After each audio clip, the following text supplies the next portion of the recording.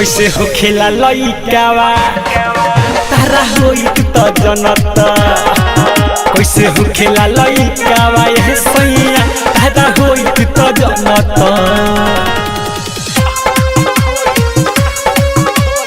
ज्योति recording studio Laukha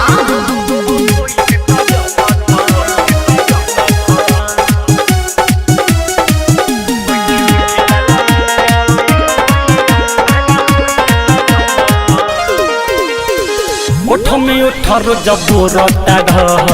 हमरे के दूंगा गोढ़तार दैया के रस सारा खिचल हेला बचल खोचल खखड़तार हे राजा ओठो में उठरो जबोरता हमरे के दूंगा गोढ़तार दैया के रस सारा खिचल हेला बचल खोचल खखड़तार माया लागी तो ये राजा इतना न होना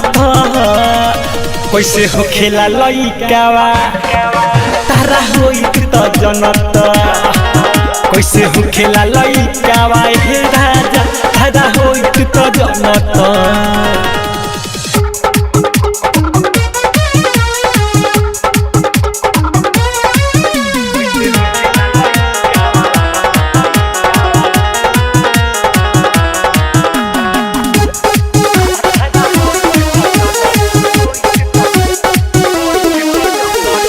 एको दिन नहीं आतर कढ़ेला देखी अकेला पजावा में धरेला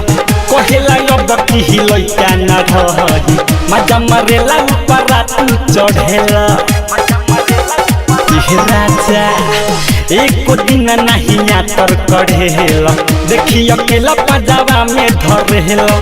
कहेला अब की लइका न रही मजा मरेला ऊपर तू चढ़ेला राइटर थारू बिकीरा गयत न फनता कैसे हो खेला लइकावा तारा होइत त जनता कैसे हो खेला लइकावा ये सैया तारा होइत त जनता मजब मजे में लइका बनाफा लागत लाइन लगा दे बसफा होला कितना दर्द तू दर्दिया के मनता कैसे हो खेला लइकावा तारा होइत त जनता